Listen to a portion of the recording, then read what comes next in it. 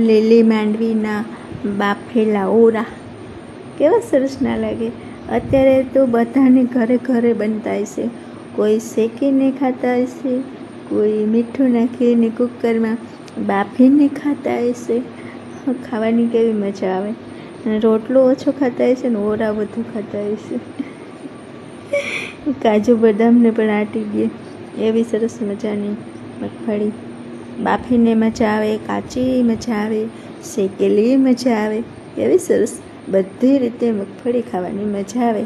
તરીને ખાવાની મજા આવે, સિંગ બનાવવાની, શાકમાં ઉપયોગ આવે, ચટણીમાં ઉપયોગ આવે, એનું તેલ બને.